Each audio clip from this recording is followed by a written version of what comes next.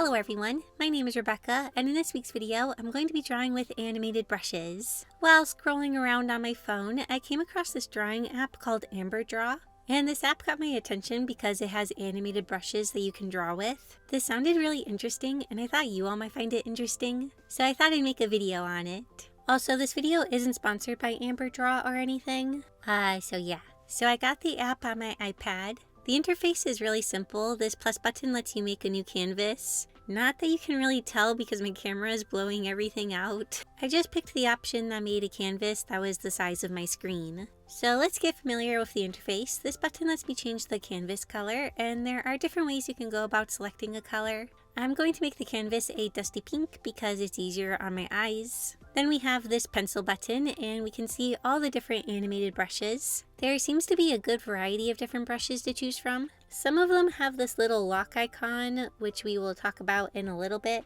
So each brush is fairly customizable because of the different sliders that change the different attributes. I was thinking about walking you all through the different sliders, but they are pretty self-explanatory. I would recommend just going through the brushes and playing around with the sliders to learn what they all do, and to find settings that you like. You can get very different results depending on the settings, which I do really like. It makes the brushes more versatile for different situations. I also like that you can set the speed to 0, and that basically turns the brush into a normal drawing brush. And the brushes work on a vector basis instead of a pixel basis. So when you use the eraser, it erases the whole line instead of just where you apply the eraser. I could see this being confusing if you don't usually work with vectors, but if you do have some experience with them, this is pretty simple. Like I mentioned, some of the brushes have a lock, and basically they are locked behind a monthly subscription. The subscription is only 99 cents, but I am so tired of subscription models. We will talk more about this later when I'm giving my overall thoughts. For now, I decided to do the 1-week free trial so that we can use all of the brushes that are available. So the animated brushes are really cool, but the app itself is also very simple. There are no layers, there is no way to edit the lines you draw or transform things. And I'm sure there are people out there that could make amazing things using only what's available to them in the app, but I feel like it'd be kind of tedious and hard to do so. I feel like with the app the way it is in its current state, I personally could only draw more simple things in it. However, I do feel like AmberDraw has potential if I use it in combination with other drawing apps or art that I made in another software. For example, I can quickly and easily add little animated details like squiggly little blushies or just fun little doodles on top of my drawings. Now that I am familiar with the brushes, I want to make an illustration with them in mind. I swatched all of the brushes, and I like the kind of sketchy and squiggly ones the most. So I'm going to make a drawing that I feel like will fit these. So let's move over to Clip Studio Paint to do some drawing. As you can maybe tell by this drawing that I did, I'm in a bit of a Hollow Knight mood. Hollow Knight is a video game that I really love. From the gameplay, the art style, the music, I just love all of it. And the sketchy brushes were making me think of Hollow Knight, so I wanted to go with a piece that maybe had that kind of vibe. Also, Hollow Knight can be really chill, but also very off-putting or creepy at times. So for this piece, I'm going with a darker and more moody setting. I feel like this would work with the brushes I want to use in AmberDraw. We have a girl with deer-like characteristics in the middle of a forest with a lantern, and she is surrounded by crows. I know crows are often considered creepy, but for some reason I always really like them. So now we are moving to the cleanup phase. At first I was filming the process with my camera, and the reason for this is because in my head I wanted to try to do all of the art on my iPad, but I just wasn't feeling up to drawing on my iPad. I am currently 36, nearly 37 weeks pregnant, and everything at this point is very uncomfortable. And drawing at my tablet is just a little bit more comfortable than drawing on my iPad, especially since for filming I have to keep my iPad flat on the table. So yeah, drawing on my tablet won since it felt a little bit more comfy. But anyways, back to my original point. I wanted to draw the art on my iPad, but because I wasn't, I felt like I should film my screen. However, as I was thinking about the process and the footage for this video, I decided to switch to screen recorded footage so that I could go through the process a bit faster. Because I figured I'll be showing you a lot of slow footage for when I'm drawing with the animated brushes, so we'll be going faster now, but the footage will be slower later. For this picture, I felt like I had a plan, but at the same time, no plan at all. This is my first time doing something like this, so I only had a rough idea of how I should go about doing it. Overall, my plan is that I want to use the animated brushes on the girl, crows, and maybe some of the highlights that'll be hitting the trees, since I'll have the fire and the lantern be drawn with the animated brushes. So basically, the parts that are kind of more alive will be drawn with the animated brushes. So to make things easier for myself, I'm fully drawing everything, and I plan to lower the opacity later of the girl's sketch. And then I'll draw over those lines with the animated brushes in AmberDraw. For the trees and bushes, since I don't really plan to use the animated brushes on them, I am fully drawing the shapes, and this will be what they are like in the final picture. For the brushes, I mostly just used a leafy textured brush and then the basic brush to fill in the gaps. And for the trees, I'm just using my standard inking brush. Since I'm going for a more off-putting feeling, I tried to make the shapes of the trees more sharp and jagged. This makes them feel more menacing. Also for the crows, I did purposefully stylize them a bit. I wasn't trying to be super accurate with the anatomy. I was mostly just trying to make kind of creepy looking bird shapes. For the crows, I wasn't as sure what I wanted to do for them when it came to prepping them for the animated brushes. I was debating between fully lowering the opacity of them, just leaving them as black silhouettes, or maybe some other option. I wasn't as sure as to what my plan was for them for the animated brushes, so I was having a hard time deciding. So for now I decided to just keep moving and then I'll come back to them later. So like I said, for the girl I'm going to lower the opacity of her line art in a bit, but I don't plan to lower the opacity of her shading. Since AmberDraw doesn't have any soft brushes, I tried to do all of the shading that I wanted to have before moving my art into the app.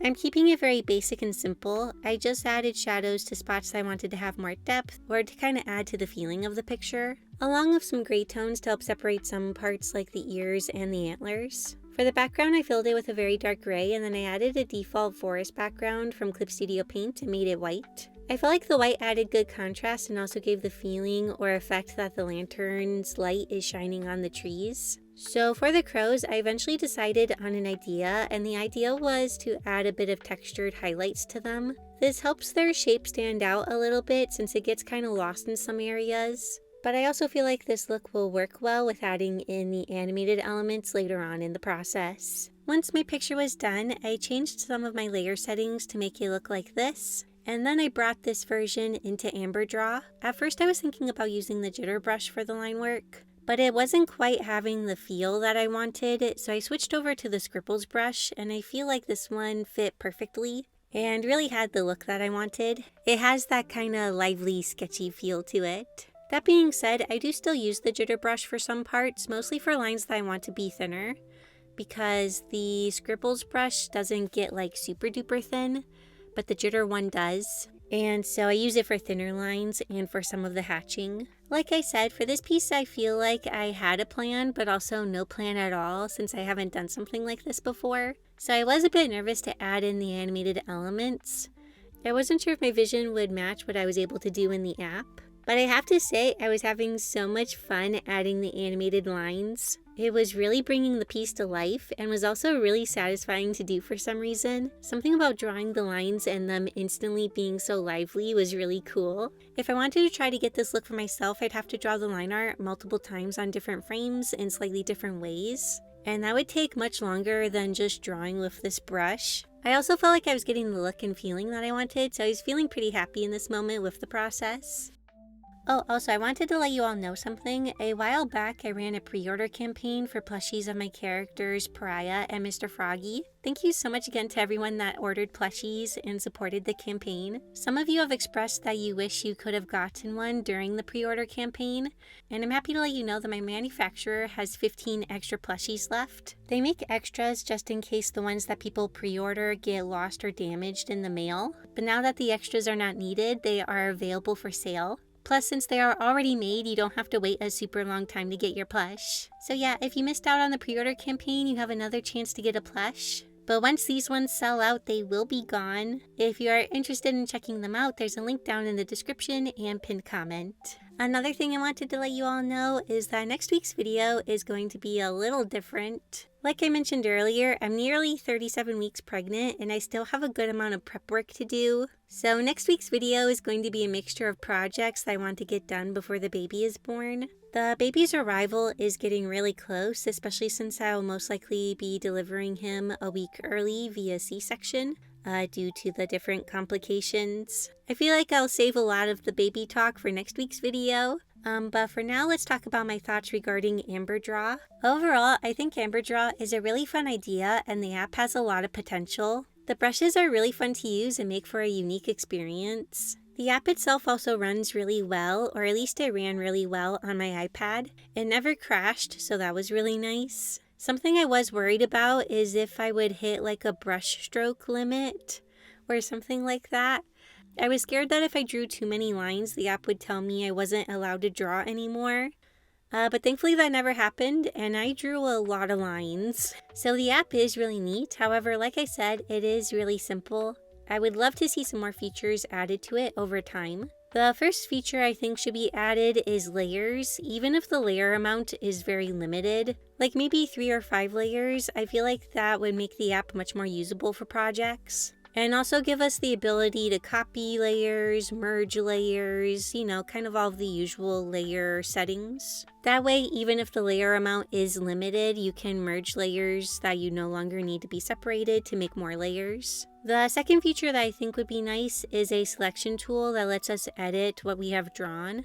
Things like resize the lines and transform them. Since the app does seem to run on drawing with vector lines, maybe it could let us edit lines in a similar way to how Clip Studio Paint lets you edit lines by selecting them. And if you want to change multiple lines at once, you can select multiple lines. However, I do understand that this may not be an option from a more technical standpoint. I'm not sure how taxing this feature would be on the app. I feel like since the lines are not editable, that might make it easier for the app to run, but I could be wrong. The third feature that I think would be nice is to be able to download a PNG or JPEG version of our animated artwork. Obviously, since the picture is animated, it needs to be in a video format if you want to see the animation. But I would like the option to download a still image version as well. Because right now, if I want an image version of this artwork, I have to screenshot the video, and that is a much lower resolution than the original piece. Maybe the app could let us scroll through the frames and pick which one we want to save as a PNG or JPEG. This next point isn't really feature related, however, like I mentioned earlier, I'm not a huge fan of the subscription model. I would prefer to be able to buy brush packs or maybe just a one-time purchase. Honestly, the price of the subscription isn't that bad, and I would love to support the development of this app further. But to me, the subscription is a bit too vague. It says you'll get access to all current and future brushes. I would prefer if it was more specific as to how many brushes come out within a certain period of time, or how often we should expect updates. Because for all I know, I could pay 99 cents a month for like 6 months, and only one new brush gets added, or maybe no brushes. If the app was maybe more specific with how much content we are getting with the subscription, I would maybe be more open to it. Personally, the best option to me would be to have the option to buy brush packs alongside a subscription model. For the brush packs, maybe they are a little bit pricier and we have to wait a little longer to get them. For example, if a brush pack has 3 brushes, we have to wait for the 3 brushes to come out in order to buy the pack. And maybe the 3 brushes cost like $5. This would be a good option for people that are looking for more specific brushes or that maybe don't use the app as often, but they like to use it from time to time. However, for more dedicated users that want all of the new things right away, as they come out, they can have the subscription model. They get each new brush as it comes out, and they are getting it for quote-unquote free with the subscription. If a new brush is released each month, they technically get the pack for $3. But of course, they would lose access to the brushes if they cancel the subscription. This model of payment would be similar to how Clip Studio Paint handles subscriptions. You have the one-time purchase option for people that don't like subscriptions. They pay one time, but they have to wait for all of the new features to come out, and it technically costs a little more. On the other hand, for people that want new stuff as it comes out, you have the subscription model. So yeah, sorry that got way more into detail than I was anticipating. I'm just tired of everything slapping a subscription model on as the only method of payment. I can only handle so many subscription models at a time. But overall, I really like AmberDraw. I think it's a super fun app that offers a really unique experience, and I would love to see it grow and get more features. For one of the final touches, I decided to switch out the fire. I originally used the jitter brush and drew a little flame shape, but it just didn't catch my attention enough. So instead I switched to the particle brush and drew a kind of swirly shape, and this gave the more whimsical vibe that I wanted. Once you're finished with your piece, you can tap this arrow up here and then download a video of your picture. You can even select how long you want the video to be. I downloaded a 1-minute copy and a 10-second copy. And so let's take a look at the finished piece.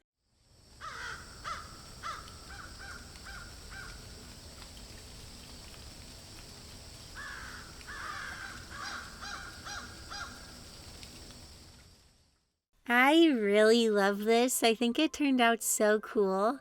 Like I said, if I wanted to get a look like this for myself, it would have been way more work. But the brushes in AmberDraw made it a pretty simple and easy process. Plus it was just a lot of fun and, like I said, really satisfying. The motion of the brushes really brings things to life. Before we end, I want to thank my super awesome YouTube members and Patreon patrons for their support. It means so much to me. And thank you for watching this video. I hope you enjoyed it. And I'll see you all next week in my next video. Bye!